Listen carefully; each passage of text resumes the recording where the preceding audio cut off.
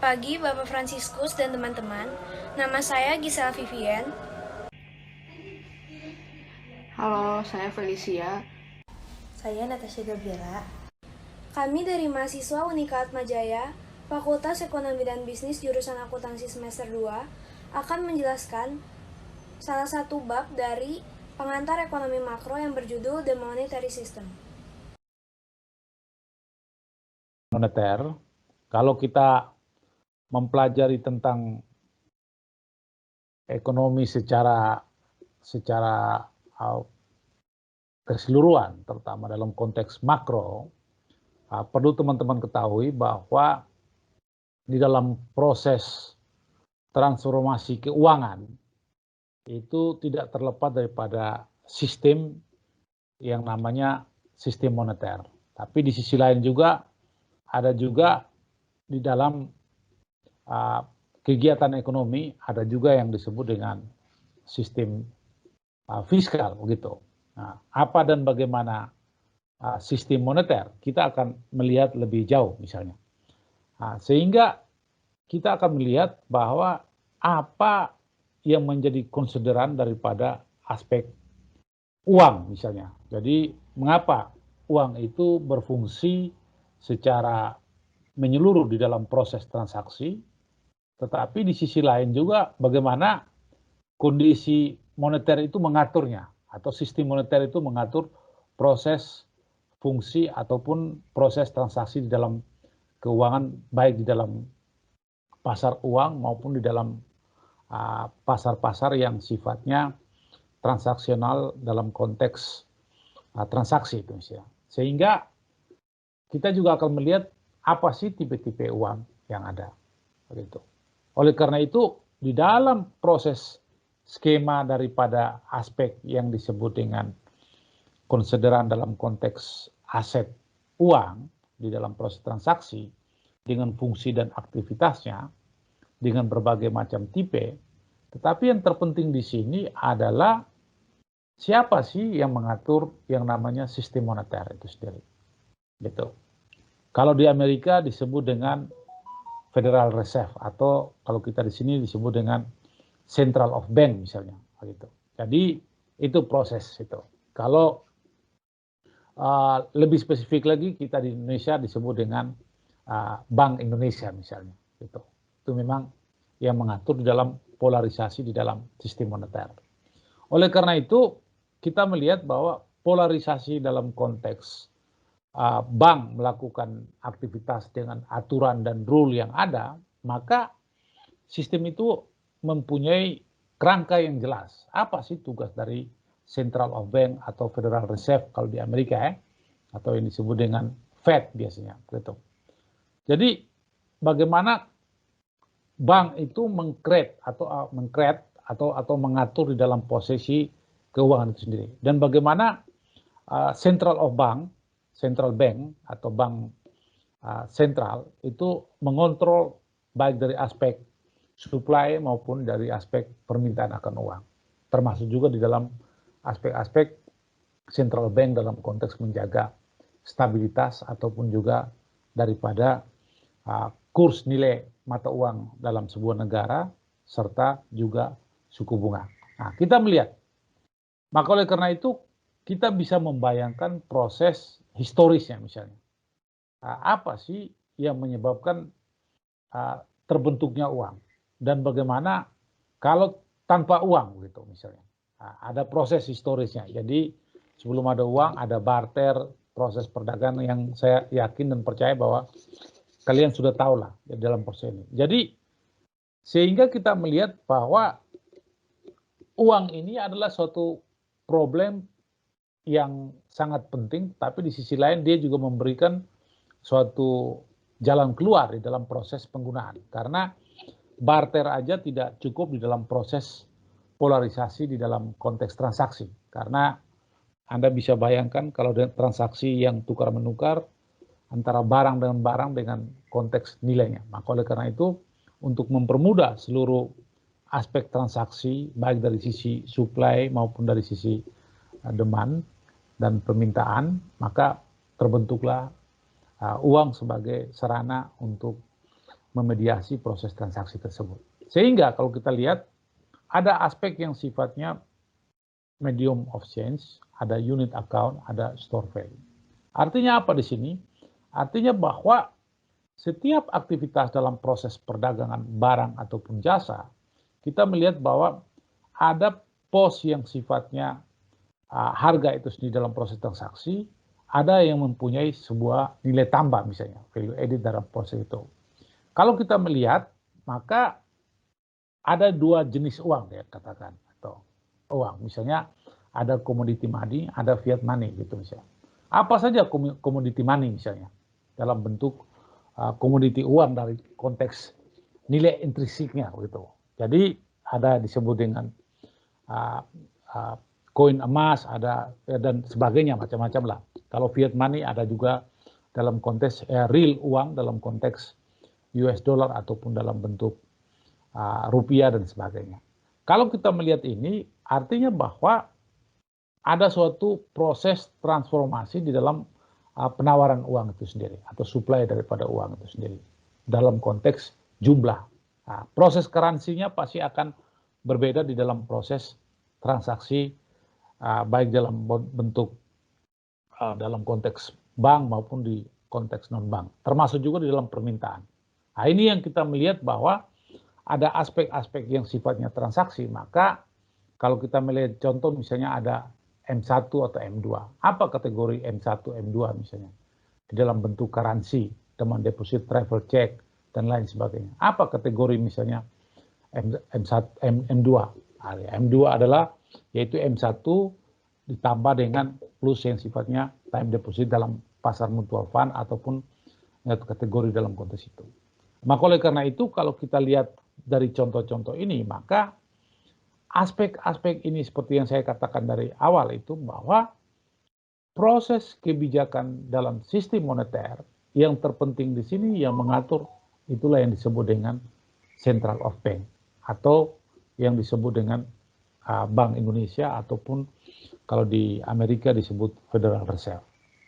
Nah, apa saja di dalam membahas tentang central bank atau bank sentral itu sendiri? Maka kita melihat bahwa ada sistem regulasi di dalam proses supply daripada uang di dalam konteks mengontrol seluruh pengawasan transaksi dan sebagainya.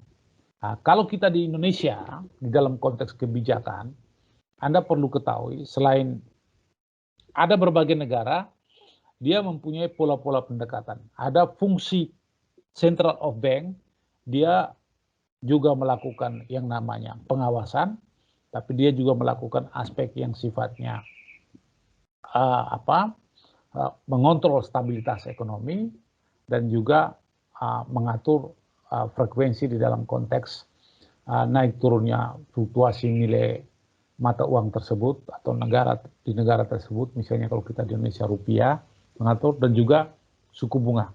Nah, ini yang nanti akan kaitan dengan materi berikut yaitu menyangkut inflasi. Tapi perlu diingat bahwa itu Central of Bank atau bank sentral dari setiap negara itu ada yang satu paket, jadi seluruh kontra di dalam pengawasan keuangan ataupun perbankan dilakukan oleh Central Bank. Nah, kalau kita di Indonesia itu ada pembagian, ada yang menggunakan dengan pendekatan, ada yang namanya otoritas jasa keuangan atau kita di sini bilang OJK gitu, OJK. Maka dalam konteks pengawasan OJK ini dia bukan lagi mengawas dalam konteks perbankan aja, tetapi dalam konteks perbankan, tapi juga dalam konteks pembiayaan dalam konteks lembaga-lembaga pembiayaan keuangan lainnya dan juga termasuk pasar modal, pasar uang maupun koperasi dan sebagainya. Nah, itu di dalam konteks pengawasan, dalam konteks tindakan ataupun perilaku di dalam kegiatan daripada pelaksanaan daripada suatu lembaga keuangan. Nah, kalau Central of Bank, kalau kita di sini disebut dengan Indonesia, dia lebih fokus kepada pengawasan perbankan khususnya. Nah, pengawasan perbankan khusus terutama dalam menjaga stabilitas keuangan dan juga ritme daripada naik turunnya suku bunga serta mencegah atau inflasi dan sebagainya dalam konteks moneter.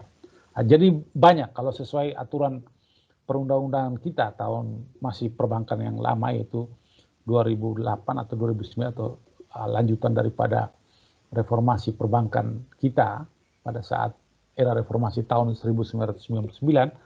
Nah, itu banyak tugas dan fungsinya dalam proses polarisasinya mengalami perubahan. Sehingga ada perubahan di dalam konteks OJK selaku pengawasan dan Central Bank dalam konteks khusus kepada perbankan aja.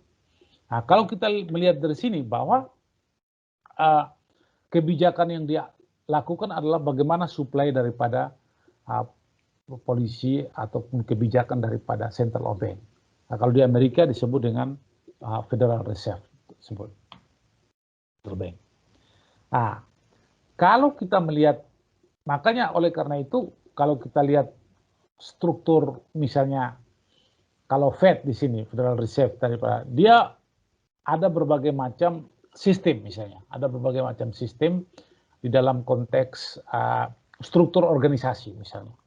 Kalau kita di Indonesia pun juga sama, Bank Indonesia dia ada gubernurnya, ada deputi seniornya dan sebagainya, ada beberapa macam lagi. Tapi kalau kita lihat pembicaraan tentang Federal Reserve atau Bank Sentral Amerika, ada gubernurnya, ada 12 region di dalam perbankan baik lokal maupun apa yang ada di US, serta yang disebut dengan Federal Open Market Committee untuk FOMC ini untuk melihat di dalam konteks regional ataupun presiden dalam pelaksanaan daripada aktivitas perbankan di Amerika.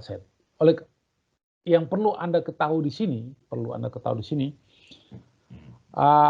karena instrumen keuangan seluruh dunia ini jujur kata bahwa sangat bergantung kepada pergerakan keputusan Fed di dalam dolar, karena permintaan dolar ini sangat tinggi dan suplainya juga menarik, sehingga kalau kita melihat Fed mengeluarkan kebijakan, seluruh bank sentral di dunia masing-masing negara itu selalu berjaga-jaga.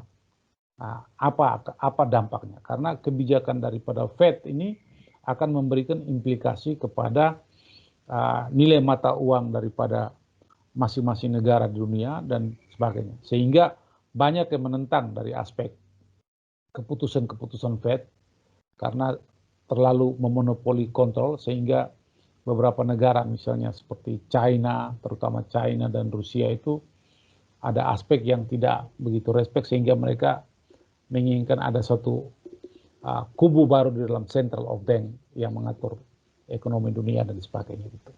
Nah, ini realita yang ada ya, semacam ini yang kita rasakan sekarang. Maka oleh karena itu gejolak-gejolak yang terjadi di dalam konteks ini biasanya keputusan Central of Bank atau Fed ini selalu mengalami aspek-aspek yang tidak menguntungkan bagi negara-negara lain biasanya. Nah, kalau kita melihat ini, maka ada berbagai konteks atau instrumen yang dilakukan, termasuk juga dalam konteks pemberian pinjaman atau utang dan sebagainya, ada loan, ada deposit dan sebagainya dalam konteks reserve ratio dan sebagainya.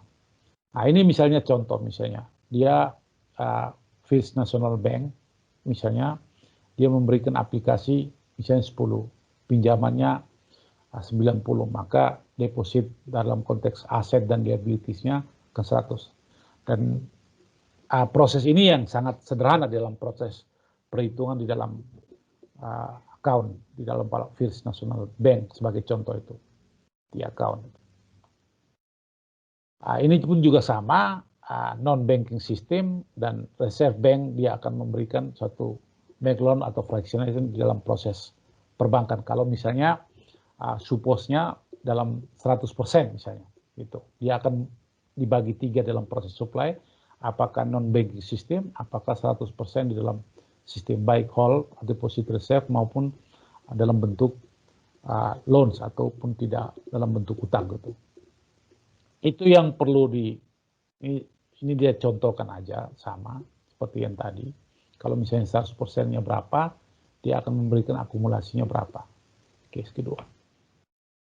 Case ketiga juga sama, sehingga ada keseimbangan lah antara aset yang ada maupun liabilities yang ditetapkan. Ini ya perhitungan-perhitungan yang sangat sederhana dalam perhitungan supply money dan sebagainya.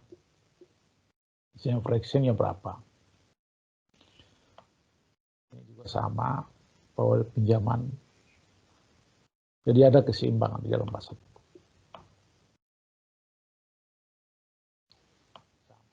Hanya perubahan angka ya, jadi kalian bisa lihat sendiri. Nanti lebih jauh teman-teman kelompok berikut akan menjelaskan. Nah, kita lihat ada berbagai persamaan. Misalnya plus revenue-nya 1 bagi R ya, R sama dengan 10% dia contohkan. Maka hasilnya berapa gitu. 10% reserve credit asset C100. Jadi kalau misalnya dia pakai langkah pertama, maksimumnya berapa? Misalnya 20% ataupun 50% daripada itu. Increase-nya berapa? Dalam konteks supply ya. Maka hasilnya semacam inilah. Artinya year 1.02 plus 5. Kalau tadi yang 5 tadi kali $50 kali berapa? Kalau supply termasuk dengan currency-nya berapa? Maka hasilnya akan menjadi money supply-nya 200 US. Ini sederhana aja sebenarnya, sederhana sekali dalam konteks perhitungan-perhitungan. Yang terpenting di sini kalian harus melihat bahwa ada aset, ada liabilities, ada capital bank-nya ada gitu. Dalam perhitungan-perhitungan ini. Loans-nya banknya berapa, deposit bank-nya, fund-nya berapa, termasuk di dalam capital bank aset minus atau bank liabilities-nya.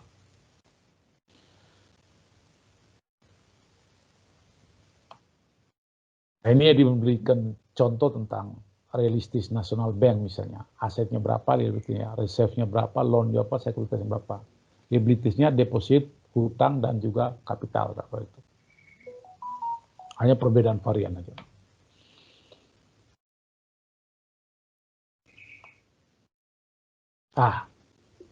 Anda melihat ada berbagai krisis yang terjadi. Misalnya krisis 98, 97, 98, tapi ada juga krisis finance yaitu 2008, 2009 misalnya. Itu di mana tahun tersebut itu memberikan implikasi yang sangat besar terhadap krisis keuangan. Tapi di Indonesia kurang begitu mengena karena aspek yang menyangkut kredit dan sebagainya dan implikasinya terhadap nilai mata uang beberapa, terutama di Eropa itu mengalami kejatuhan gitu.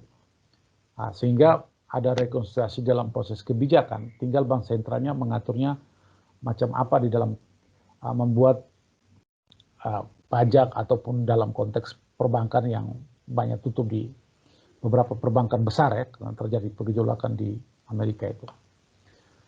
Kalau kita melihat ini sampai di sini ada pertanyaan teman-teman? Teman-teman? Halo? Belum ada, Pak. Belum ya? Gitu. Ini faktor yang mempengaruhi bagaimana dari krisis tadi itu bank dari aspek sisi peminjam maupun dari aspek funding dan sebagainya.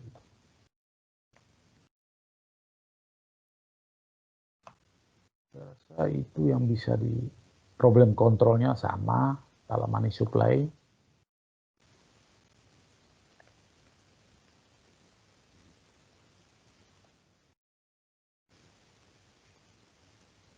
Ini historis saja kalian bisa baca sendiri historis kalau misalnya dari tahun krisis dalam konteks bank run itu apa yang terjadi, ini historis saja. Misalnya tahun 2003, 2007 itu bisa rate-nya berapa, lender borrower-nya berapa, pinjam ataupun pemilik modal. Ini historis saja dalam konteks kasus misalnya dia punya tren yang Fed Fund mortgage-nya berapa, prime-nya berapa, 3 bulannya berapa. Ini hanya kasus yang sifatnya menjelaskan tentang gejolak yang terjadi masa krisis di keputusan-keputusan Fed atau Reserve Federal Reserve di Bank Indonesia di Amerika yang terjadi. Nah, Federal Funds Rate, quantity, apa yang terjadi misalnya pergerakan, supply ataupun permintaan.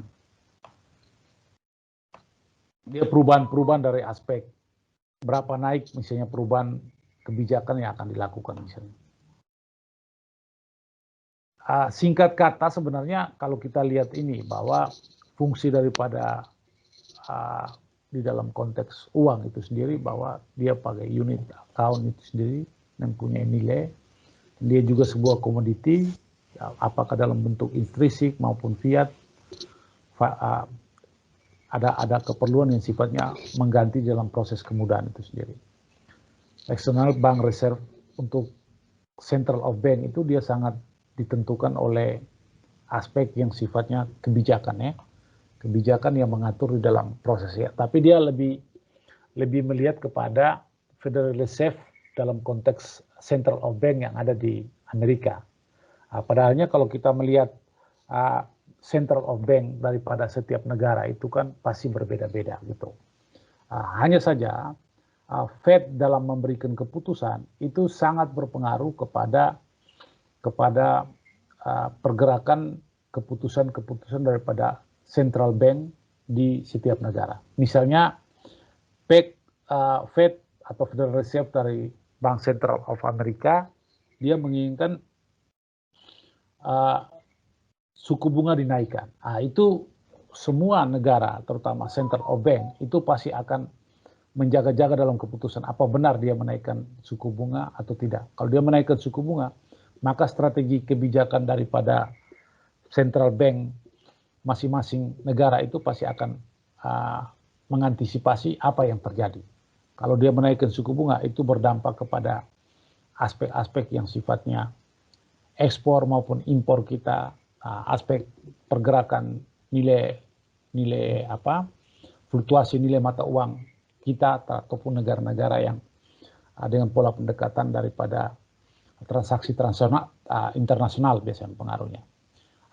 Perlu kalian ketahui seperti yang sudah saya sampaikan tadi bahwa kalau kita bicara tentang Central of Bank, maka Anda harus melihat atau membayangkan bahwa setiap negara itu ada yang berbeda-beda di dalam proses kebijakan moneter atau sistem struktur lembaga daripada Central of Bank masing-masing negara. Kalau di negara misalnya Singapura dan Malaysia, dia tidak ada otoritas jasa keuangan atau OJK. Seluruh aktivitas itu dikontrol di dalam proses pengawasan maupun moneter akan dilakukan oleh Central of Bank.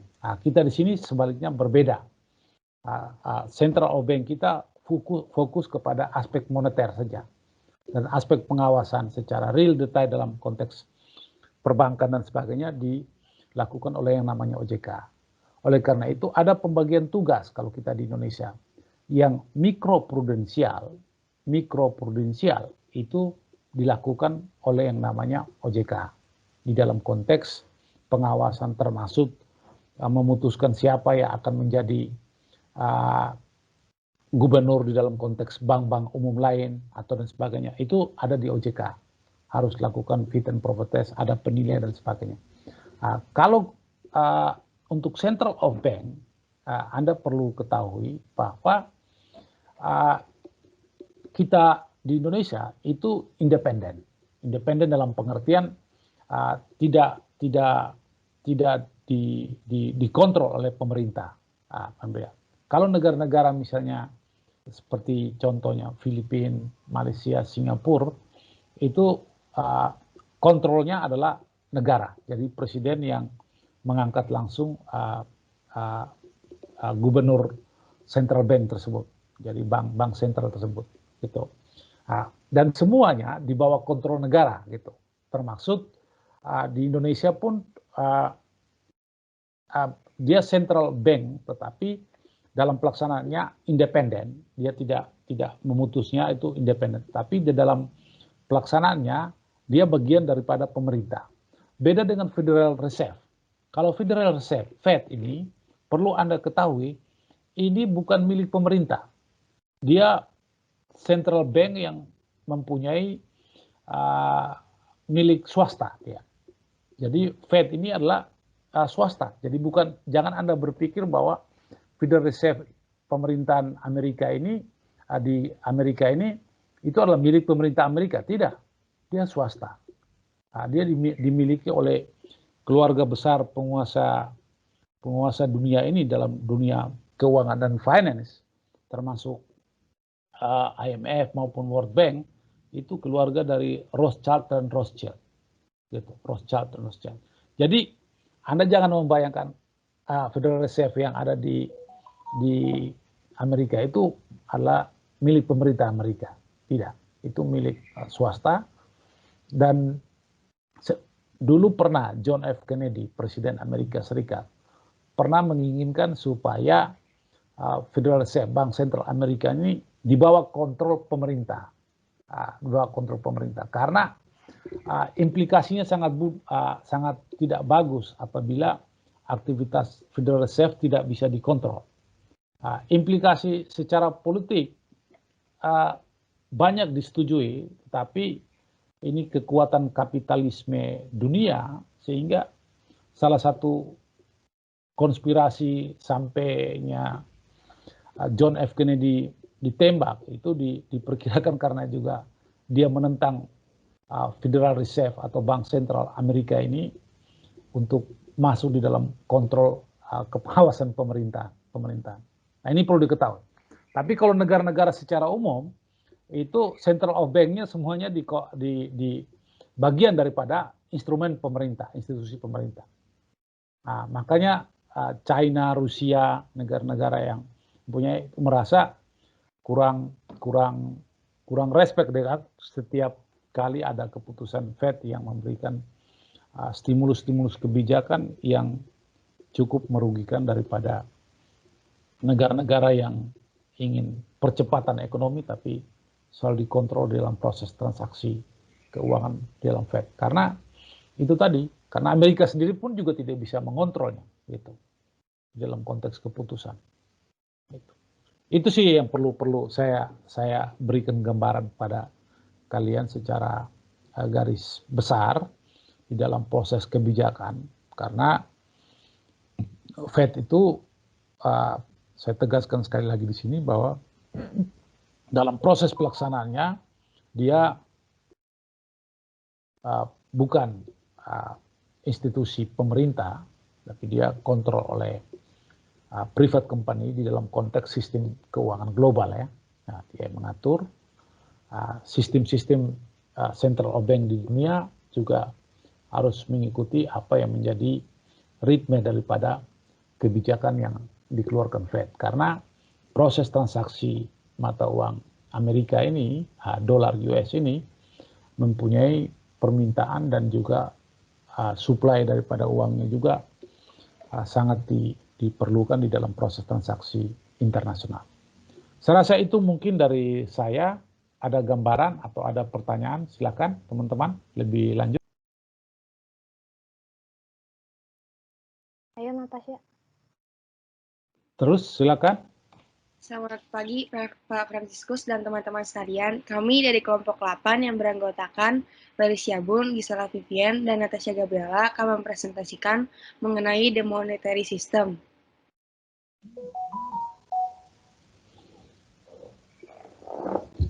Money merupakan uang atau aset yang dipakai sehari-hari sebagai mata uang untuk membeli barang atau jasa. Tanpa uang, manusia butuh waktu lama dan kesulitan mencari orang lain untuk barter yang sesuai satu sama lain. Fungsi dari uang adalah medium of exchange yang berguna sebagai alat tukar. Contohnya, menukarkan uang dengan rumah. Yang kedua, unit of account sebagai satuan hitung. Contohnya, menunjukkan nilai atau harga dari suatu barang. Store of value sebagai penyimpan nilai. Contoh, emas, karena di masa depan emas nilainya baik bisa dipakai ke depannya. Jenis-jenis uang. Jenis uang ada 2, commodity money, yaitu uang yang nilainya dari komoditas yang dibuatnya, contoh emas dan perak. Fiat money, atau alat pembayaran yang disebarkan oleh pemerintah dengan sah, contoh uang kertas, koin, dan cek.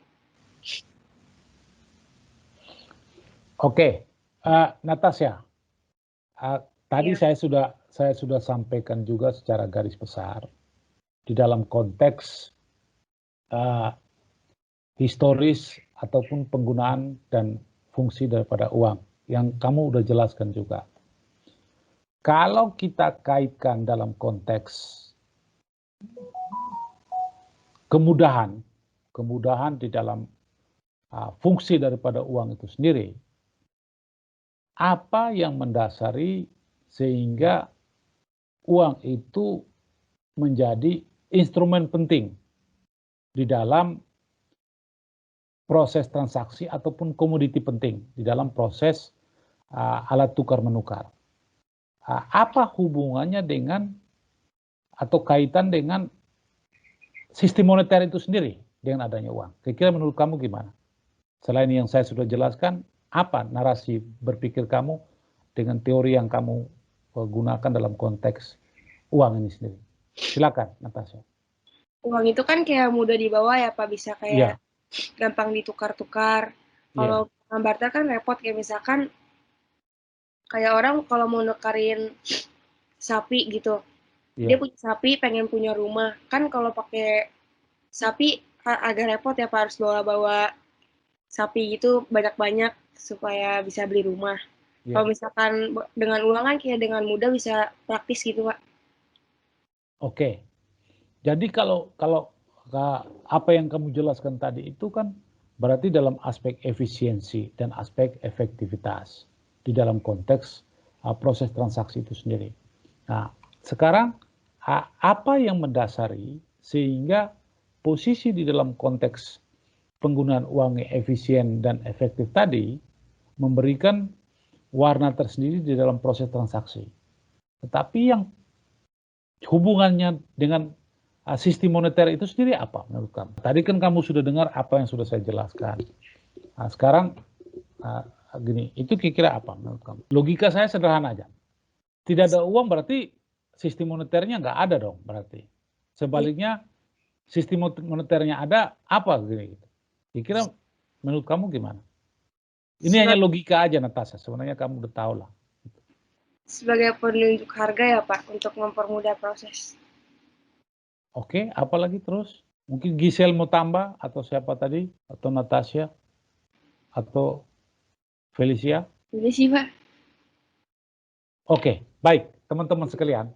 Jadi kalau kita melihat apa yang disampaikan Natasha dan tadi saya sudah sampaikan tadi, maka instrumen uang ini merupakan suatu aspek yang menjadi penting di dalam proses transaksi, di dalam penggunaan secara efisien dan efektif. Tetapi pertanyaan kita, di mana letak posisi di dalam konteks sistem moneter itu sendiri? Nah, tadi kalau kita lihat dari apa yang sudah saya sampaikan, proses menjaga ritme di dalam konteks permintaan maupun suplai uang itu kan perlu ada instrumen di dalam konteks mengontrol dan mengawasi, sehingga ritme pergerakan juga tidak bisa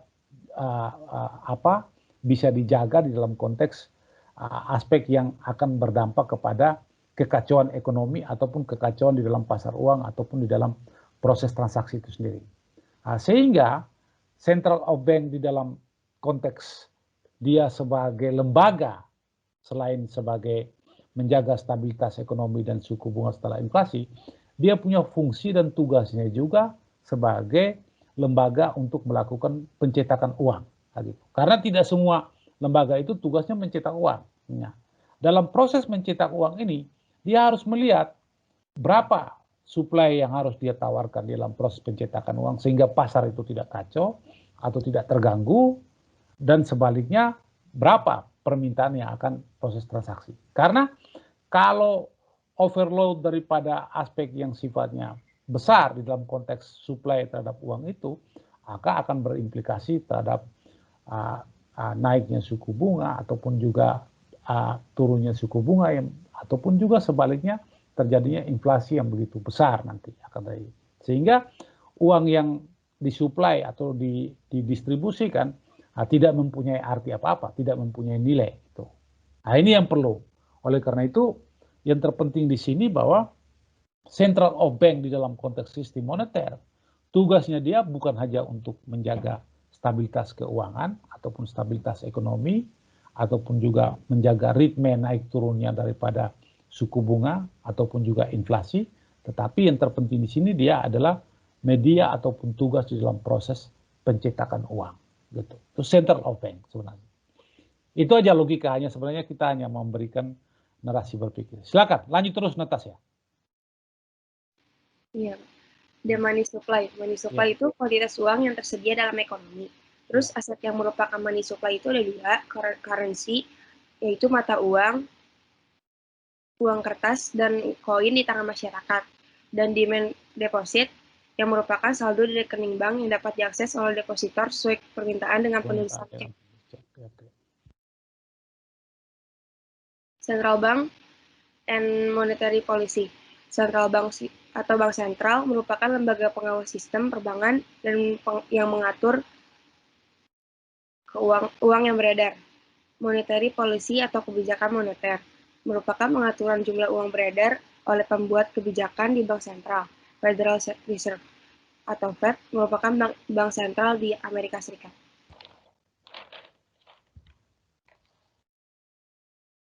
Selanjutnya ada the Federal Reserve System, yang fungsinya itu sebagai bank sentral yang dirancang untuk mengawasi sistem perbankan. Selain itu, mengatur jumlah uang yang beredar yang ada di negara tersebut. Kemudian ada struktur dari Federal Reserve System. Yang pertama itu ada the Board of Governors, yang berarti terdiri dari 7 orang yang ditunjuk oleh presiden dan salah satunya menjadi ketua untuk bekerja selama 4 tahun. Yang kedua ada Regional Federal Reserve Banks. Itu terdiri dari 12 daerah bank dan 9 pemimpin. Yang ketiga ada the Federal Open Market Committee. Ada 3 fungsi yaitu tiga definisi, yaitu memiliki 3 fungsi: mengatur bank agar berjalan sesuai undang-undang, memberikan pinjaman kepada bank, dan melakukan kebijakan moneter agar jumlah uang yang beredar terkendali. Next. Felicia, Iya, Pak. kalau kita lihat daripada konsep Federal Reserve yang kamu sampaikan tadi dan tadi saya sudah sampaikan, apa yang membedakan Federal Reserve dengan Central of Bank yang ada di Indonesia misalnya contoh? Apa yang membedakan lihat dari situ? Kalau di Indonesia kan Central Banknya itu kan Bank Indonesia kan, Pak. Iya. Kalau di Amerika kan yang Fed ini. Iya. Kalau menurut saya sih kayak mata uangnya kan udah beda, Pak. Iya. Jadi dia pasti mengaturnya itu udah beda, Pak. Kan jumlah uang yang beredar di Amerika itu pastinya lebih sedikit daripada Indonesia, soalnya nominalnya itu gede, Pak. Kenapa demikian? Nominal uangnya lebih gede daripada Indonesia. Kenapa demikian? Karena kursnya, Pak. Selain kurs apa? Kan kita bicara tentang permintaan penawaran uang. Apakah permintaan kurs itu apa yang menyebabkan hal itu? Lebih banyak, Pak. Itu, Pak, kayak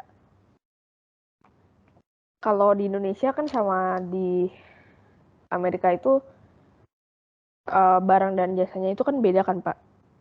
Iya. Nah, jadinya orang kalau kerja di Amerika sama di Indonesia juga beda, Pak, penghasilannya gitu. Kalau menurut saya sih, Pak. Oke, lanjut terus ya itu. Tapi yang terpenting di sini bukan soal dalam konteks nilai daripada kompensasi orang bekerja dan tidak. Tapi kalau kita lihat di sini bahwa karena dia tugasnya dia untuk mengatur di dalam proses transaksi keuangan di dalam hal ini adalah dolar, maka Anda perlu ketahui bahwa dolar itu merupakan transaksi mata uang internasional. Mengapa dia dikatakan transaksi mata uang internasional? Karena Anda perlu jelaskan di sini juga bahwa yang terpenting di sini bahwa transaksi Amerika itu mencakup skop dunia di dalam proses perdagangan. Nah, serta-merta dolar itu akan menjadi instrumen terpenting di dalam proses transaksi itu sendiri. Artinya permintaannya banyak gitu. Nah, beda dengan mata uang rupiah misalnya.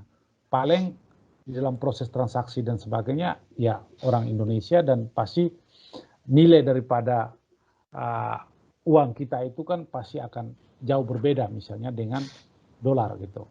Nah, tetapi yang terpenting di sini bahwa dolar mempunyai nilai yang stabil, itu yang pertama. Yang kedua, bahwa proses permintaan terhadap dolar itu sangat tinggi di dunia di dalam proses transaksi internasional. Lalu yang ketiga, yang terpenting juga bahwa Fed ini di dalam proses kebijakan itu dia memberikan instrumen-instrumen stimulus di dalam proses central bank secara dunia. Artinya apa di sini? Artinya bahwa central bank dalam hal ini di Fed itu mempunyai kapasitas di dalam proses keuangan, dalam proses permintaan dan penawaran itu juga terjadi pengontrolan secara dunia dalam konteks pengawasan keuangan. Nah, ini yang berbeda di dalam proporsi dengan Indonesia misalnya. Sangat berbeda karena kita mempunyai kapasitas di dalam proses permintaan terhadap rupiah juga sangat rendah, dan kapasitas di dalam fundamental central bank kita dalam cadangan devisa kita juga sangat rendah. Itu yang terpenting di situ. Apalagi di dalam proses nilai dalam proses transaksi dan sebagainya. Harapan kita itu kan yang diharapkan itu adalah supply daripada proses-proses transaksi di dalam menjaga keuangan di dalam instrumen, apakah suku bunga, apakah inflasi, itu kita sendiri harus menjaga internal lebih dulu dibandingkan dengan kita mengatur instrumen secara internasional. Beda dengan Fed, dia fundamental ekonomi dalam konteks central bank-nya itu sudah sangat kuat, cadangan devisanya juga sangat besar, lalu konteks daripada aspek permintaan transaksinya juga supply di dalam barang dan jasa Amerika itu sendiri juga sangat besar dalam proses transaksi perdagangan internasional. Nah, itu sih sebenarnya. Oke, lanjut terus, silakan Felicia. Oke, ini ada the Fed three tools of monetary control. Yang pertama itu ada open market operations atau yang disebut operasi pasar terbuka. Fungsinya itu dia itu menjual atau membeli surat berharga. Tujuannya itu kalau kita menjual surat berharga itu untuk menurunkan jumlah uang yang beredar. Jadi dia itu kalau kita menjual surat berharga, ini di posisi bank ya. Jadi dia menurunkan inflasi gitu. Sedangkan kalau kita membeli surat berharga, itu fungsinya untuk menaikkan jumlah uang yang beredar. Yang kedua itu ada discount rate atau fasilitas diskonto. Itu fungsinya itu untuk menaikkan atau menurunkan tingkat suku bunga bank. Tujuannya itu kalau kita tingkatin suku bunga banknya akan mengurangi jumlah uang yang beredar. Sedangkan kalau kita menurunkan tingkat suku bunga itu akan menaikkan jumlah uang yang beredar. Yang ketiga itu ada reserve requirement atau rasio cadangan wajib. Itu fungsinya itu untuk menaikkan atau menurunkan cadangan bank. Tujuannya kalau menaikkan cadangan bank berarti fungsinya itu menurunkan jumlah uang yang beredar karena orang-orang itu menabung di bank. Kemudian kalau menurunkan cadangan bank berarti menaikkan jumlah uang yang beredar.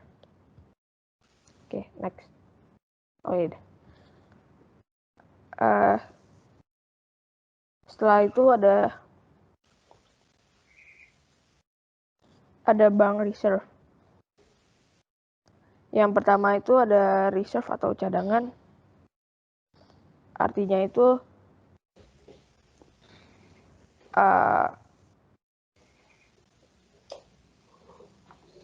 simpanan yang telah diterima bank tetapi belum dipinjamkan dalam fractional reserve banking system. Jadi bank itu nyimpen sebagai deposit. dijadikan untuk reserve gitu, cadangan. Jadi sisanya itu dipinjemin. Terus yang the Fed menetapkan reserve requirement itu fungsinya itu buat jumlah minimum yang di reserve itu harus dimiliki bank. Jadi sebelum menetapkan reserve requirement itu harus tahu jumlah minimum yang dicadangkan gitu. Bank juga dapat menahan lebih dari jumlah minimum kalau mereka mau juga. Oke, next.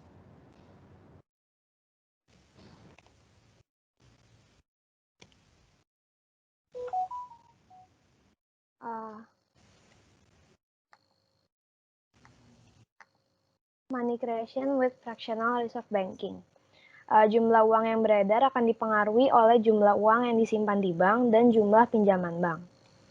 Deposit ke bank akan dicatat sebagai aset dan liabilities. Setelah itu ada reserve ratio atau rasio cadangan yang berarti bagian dari total simpanan yang harus disimpan bank sebagai cadangan. Yang keempat itu ada pinjaman menjadi aset bank.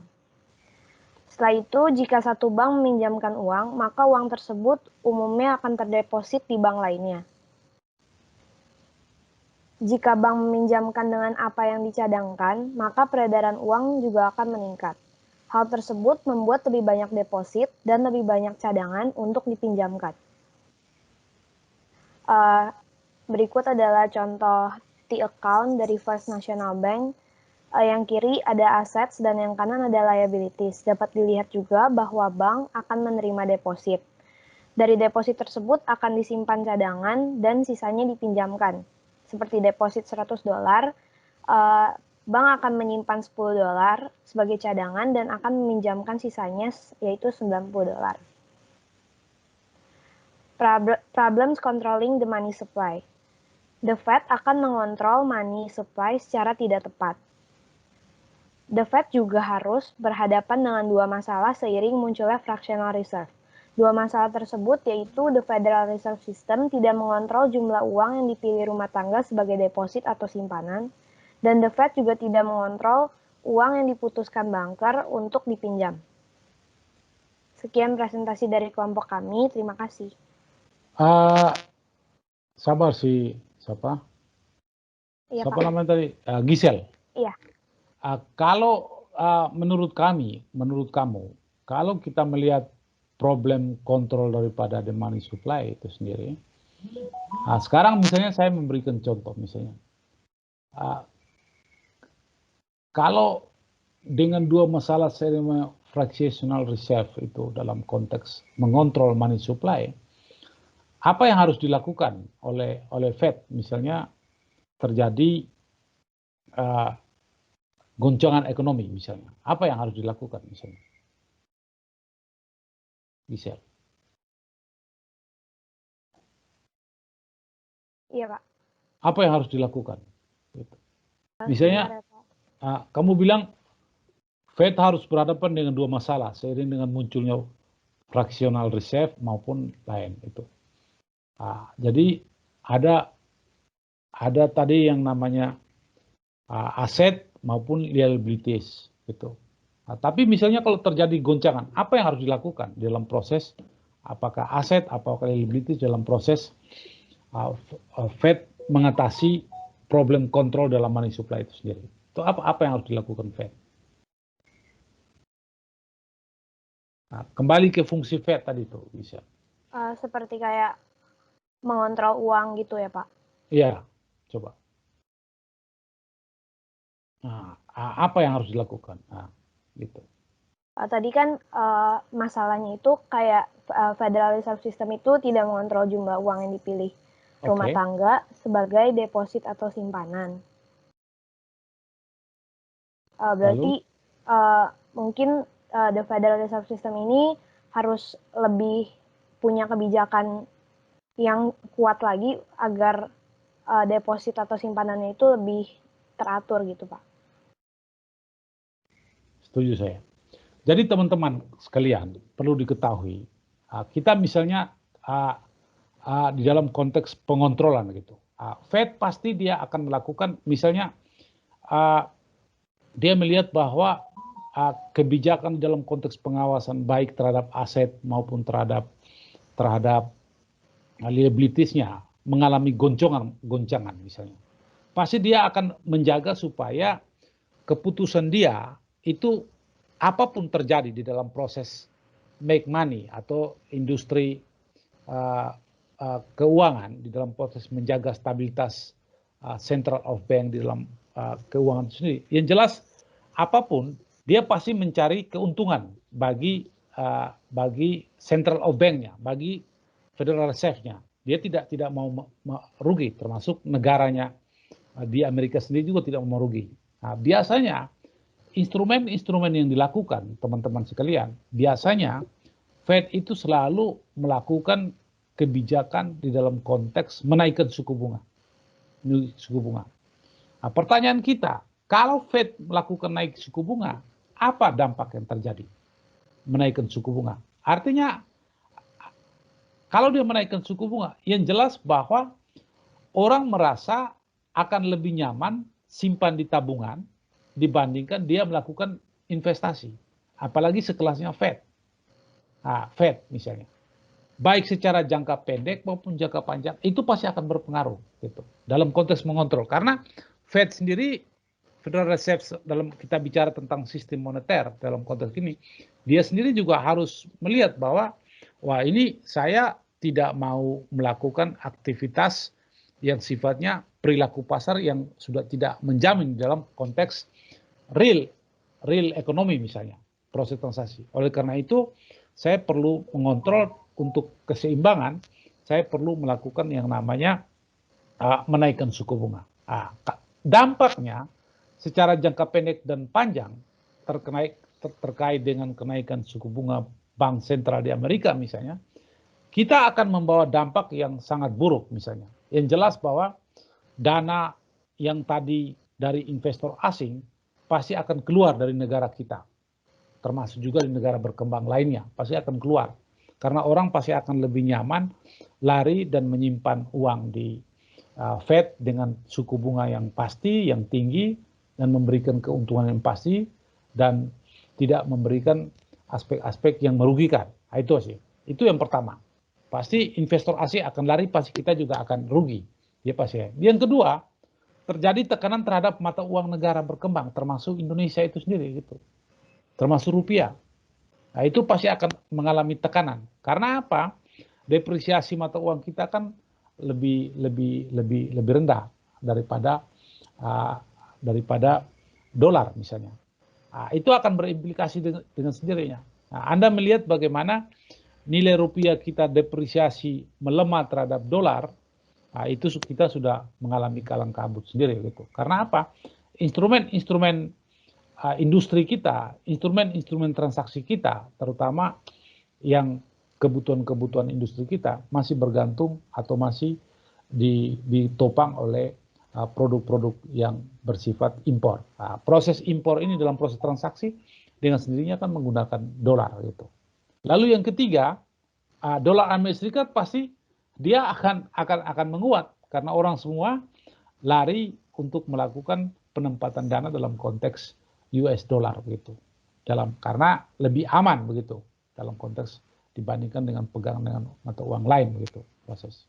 Nah, ini yang gejala-gejala ini yang akan memberikan untung rugi daripada kenaikan ataupun penurunan suku bunga yang ada di Fed. Tergantung posisi bank sentral kita atau bank sentral di dunia melihat ini sebagai instrumen yang baik atau tidak dalam proses kebijakan gitu. Apalagi ekonomi Indonesia misalnya itu relatif kecil, sehingga apa yang terjadi dengan kondisi ekonomi Amerika Serikat atau Cina, Eropa, dan Jepang, itu sangat berdampak kepada Indonesia misalnya. Nah, gitu. Nah, proses transaksi kita, kebutuhan ekspor terbesar kita kan masih bergantung kepada Cina maupun juga Amerika Serikat kan, serta Eropa dan juga Jepang. Dan ini yang perlu dilihat di dalam. Maka oleh karena itu apa yang kamu sampaikan tadi itu benar sekali bahwa aspek aset maupun liabilitas di dalam konteks menjaga dan menerima deposit atau menyimpan sebagai cadangan dalam setiap pinjaman, tergantung keputusan kebijakannya itu apa gitu. Nah, apakah dia menaikkan suku bunga atau menurunkan suku bunga? Itu salah satu instrumen gitu. Nah, yang penting bahwa penyesuaian antara aset dan liabilitasnya itu adalah sama begitu. Nah, jangan ada ketidakseimbangan. Kalau tidak seimbangan pasti dia akan melakukan pengontrolan yang ketat terhadap kebijakan-kebijakan yang baru yang akan diputuskan. Oke, saya rasa untuk sementara ilustrasi demikian aja, saling melengkapi. Ini materi yang sangat sederhana berbicara tentang sistem moneter, lebih kepada aspek Federal Reserve, Bank Sentral of Amerika. Gitu. Ada pertanyaan, ada masukan dari teman-teman, silakan teman-teman. Kepada Natasha, Giselle, dan Felicia. Teman-teman, silakan. Teman-teman. Nah, kalau tidak ada, teman-teman sekalian, ini perlu disimpulkan bahwa kalau kita bicara tentang sistem moneter, ini saya simpulkan ya, kalau kita bicara tentang sistem moneter, yang pertama ada pada yang namanya Central of Bank. Nah, Central of Bank itu di seluruh dunia, di negara-negara mempunyai Central of Bank. Itu. Nah, kalau kita di Indonesia, Central of Bank itu yang disebut dengan Bank Indonesia. Tugasnya apa? Tugasnya bagaimana menstabilisasi mata uang dan menjaga stabilitas daripada mata uang masing-masing negara. Lalu yang kedua juga menjaga proses pergerakan daripada suku bunga. Dan yang ketiga juga menjaga proses pergerakan daripada inflasi dan sebagainya. Ini yang terpenting di situ. Tetapi kerangka penting daripada kebijakan sistem moneter itu sendiri adalah menjaga jangan sampai instrumen keuangan, instrumen di dalam proses keputusan pergerakan mata uang rupiah ataupun mata uang masing-masing negara dalam konteks bank sentral itu tidak terganggu. Ada implikasi di dalam konteks stabilitas. Selain juga mencetak uang daripada masing-masing negara itu sendiri. Dalam konteks melihat permintaan ataupun supply daripada uang yang akan dikeluarkan atau dicetak. Saya rasa itu mungkin bisa disampaikan perkembangan daripada Central of Bank yang terjadi di dunia ini, dan sistem daripada Central of Bank di negara di dunia ada berbagai macam ragam. Ada negara-negara yang tidak memerlukan yang namanya otoritas jasa keuangan atau OJK. Ada yang seluruh kontrol pengawasan semua segala macam itu di bawah Central of Bank, tapi ada negara dia memakai standar, ada pengawasan tersendiri oleh institusinya tersendiri, ada pelaksanaan moneter oleh Central of Bank. Gitu. Lalu di sisi lain juga Fed itu adalah lembaga swasta private company daripada Central of Bank yang ada di Amerika. Sedangkan secara keseluruhan negara-negara di dunia, Central of Bank itu pada umum di bawah atau bernaung di bawah institusi pemerintah. Nah, ini yang membedakan antara Fed dengan negara-negara bank-bank sentral atau Central of Bank di negara-negara lain. Dan perlu diketahui Central of Bank kita itu independen, independen artinya dia include di dalam institusi pemerintah, tetapi dalam proses keputusan dan kebijakan dia tidak dapat diintervensi oleh pemerintah. Gitu. Itu beda dengan beda dengan Central of Bank di Singapura ataupun Malaysia atau Jepang. Apapun keputusan pemerintah dia tidak bisa, dia akan mengikuti instrumen pemerintah dengan melihat kondisi stabilitas daripada ekonomi. Tapi semuanya di bawah under control daripada pemerintah. Gitu. Itu mungkin bisa disampaikan lebih lanjut, kurang lebihnya. Misalnya contoh, kalau Central of Bank di Indonesia, jabatan gubernur Bank Indonesianya setiap 5 tahun harus diganti. Gitu. Siapapun presiden, masa jabatan selesai baru diganti. Sangat berbeda dengan Central of Bank misalnya di Singapura. Central Bank misalnya, atau di Malaysia. Siapa yang jadi presiden tanpa ada periodisasi, kalau memang presiden terpilih atau perdana menterinya terpilih, Central Bank tersebut diganti, pasti diganti gitu. Nah, kalau kita semacam itu ya, gitu. Sesuai dengan masa tugas ya selesai. Jadi tidak menjadi hak prerogatif presiden. Kalau menteri, presiden boleh mengganti sesuka hati. Kalau kinerjanya bagus, dia diganti gitu. Tidak diganti. Kalau kinerjanya bagus tidak diganti. Kalau kinerjanya tidak bagus pasti diganti. Nah, kalau Central Bank gubernurnya, misalnya di Indonesia, periodisasi kalau 5 tahun ya 5 tahun. Meskipun kinerjanya tidak bagus, presiden tidak akan melakukan proses itu karena otoritas pengangkatan dia langsung oleh DPR gitu. Meskipun keputusan untuk menentukan calon-calonnya itu sepengetahuan presiden gitu.